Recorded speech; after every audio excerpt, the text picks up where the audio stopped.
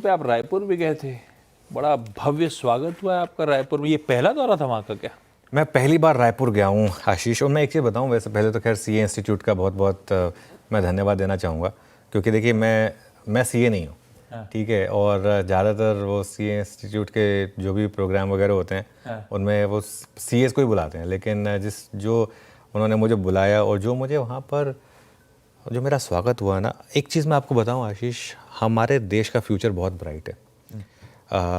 जो यहाँ पे चीफ गेस्ट थे चौधरी जी, जो छत्तीसगढ़ के फाइनेंस मिनिस्टर हैं, वो आईएएस ऑफिसर थे, आईएएस छोड़कर पॉलिटिक्स में आए, एक्टिव पॉलिटिक्स में। उसके बाद जिस तरीके से वो स्टेट को ट्रांसफॉर्म कर रहे हैं, और मैं तो अच्छा एक चीज़ कहूँगा मैं, क्योंकि मुझे स्पेशल रिक्वेस्ट की गई थी, छत्तीसगढ़ आप जाएंगे ना, वहाँ पर एक चीज़ कहते हैं वो छत्तीसगढ़िया सबसे बढ़िया।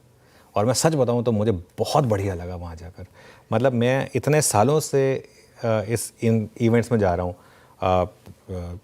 कुवैत, बहरीन, ऐसे कई सी इवेंट्स में भी गया हूँ, अब भारत में भी 3-4 इवेंट्स में गया हूँ, लेकिन मुझे वो रायपुर जाकर छत्तीसगढ़ में बहुत ही शानदार लगा। और इतनी ग्रीन सिटी, इतनी प्लानिंग के साथ बनाई जा रही सिटी, वो जो नया रायपुर है वो इस प्लानिंग के साथ बनाया जा रहा है कि अगर आपको कोई एक नेक्स्ट डेस्टिनेशन अगर इन्वेस्टमेंट के हिसाब से सोचना है तो वो छत्तीसगढ़ हो सकता है।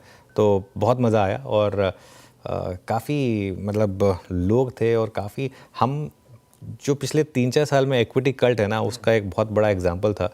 वहाँ पर जब हम गए थे तो मतलब मैं सुबह 10 बजे से लेकर करीब 4-6 बजे तक का ये इवेंट था, और उसके बाद रात की मेरी 10 बजे की फ़्लाइट थी, और उसके बाद 6 बजे से 8 बजे तक मैं सिर्फ वहाँ जो ऑडियंस आई हुई थी उनके साथ सिर्फ फ़ोटो खिंचा रहा था। ये मतलब हम उस फेज़ में आ गए जहाँ पर एक वो सेलिब्रिटी वाली फीलिंग आती है। मतलब आप स्पेशली अगर आप ऐसे सिटीज़ में जाएं, ऐसे स्टेट्स में जाएं जहाँ पर इक्विटी कल्ट जो है अब वो बहुत तेज़ी से बढ़ रहा है।